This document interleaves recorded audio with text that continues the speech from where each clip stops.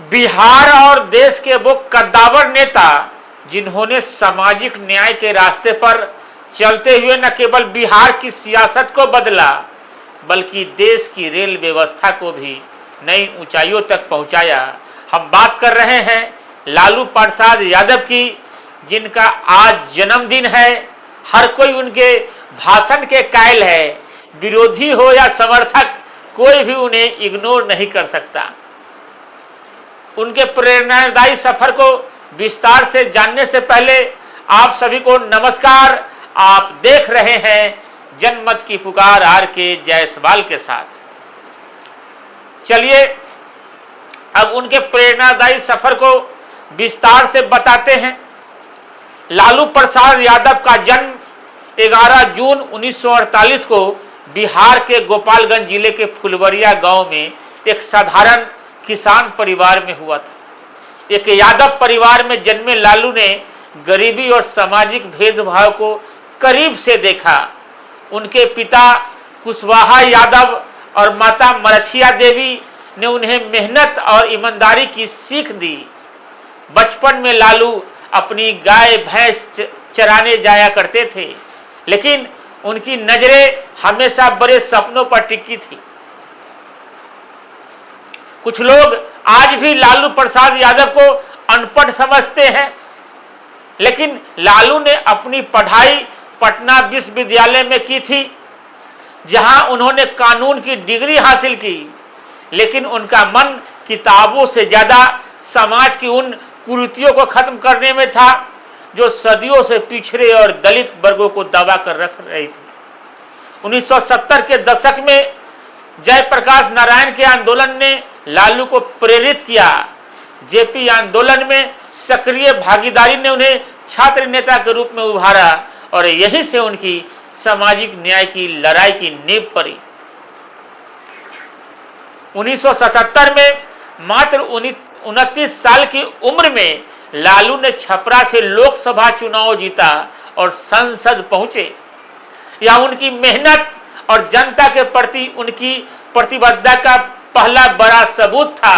लेकिन लालू का असली परचम तब लहराया जब 1990 में बिहार के वे मुख्यमंत्री बने। उस समय बिहार सामाजिक और आर्थिक रूप से बेहद पिछड़ा था।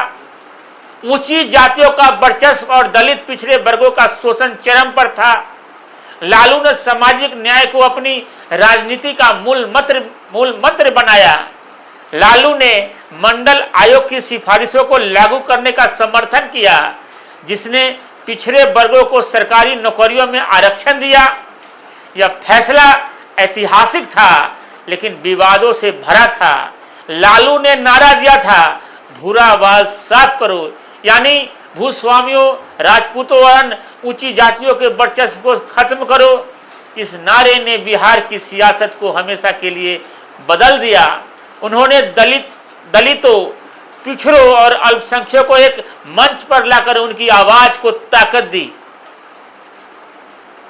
लेकिन लालू की कहानी यही खत्म नहीं होती। 2004 में जब वे केंद्र में रेल मंत्री बने तो उन्होंने भारतीय रेलवे को एक नया चेहरा दिया। उस समय रेलवे घाटे में थी और लोग इसे बोझ मानते थे। लालू ने अपनी अनोखी प्रबंधन शैली से रेलवे को मुनाफे में ला खड़ा किया। उन्होंने गंभीरता और हास्य का मिश्रण करते हुए रेलवे की सेवाओं को बेहतर किया। कुलियों को रेल सहायकों का दर्जा देना, गरीबों के लिए सस्ती ट्रेनें शुरू करना और रेलवे की आय बढ़ाने के लिए नए तरीके अपनाना, ये सब लालू की दूरदर्शी नेतृत्व का नतीजा था।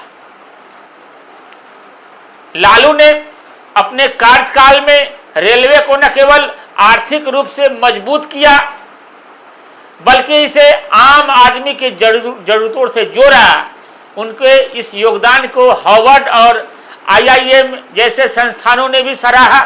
एक साधारण गांव का लड़का जिसने कभी भैंस चराई, वह दुनिया के सामने मिसाल बन गया। हालांकि लालू का सफर विवादों से भी भरा रहा है।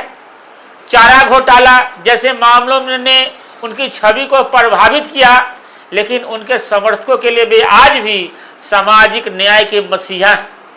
लालू यादव ने साबित किया कि अगर इरादे मजबूत हो तो एक साधारण इंसान भी असाधारण बदलाव ला सकता है। तो आइए इस जन्मदिन पर हम लालू प्रसाद यादव जी के योगदान को याद करें। एक ऐसा नेता जिसने सामाजिक न्याय की लड़ाई को नई दिशा दी और भारतीय रेलवे को नई ऊंचाइयों तक पहुंचाया। उनके इस सफर से हमें सीख मिलती है कि मेहनत, हिम्मत और जनता के प्रति समर्पण से कोई भी सपना हकीकत में बदला जा सकता है। वीडियो को आखिर तक देखने के लिए बहुत बहुत धन्यवाद। लालू यादव को उनके जन्मदिन पर ढेर सारी शुभकामनाएं। बहुत बहुत धन्यवाद आखिर तक वीडियो देखने के लिए। नमस्कार।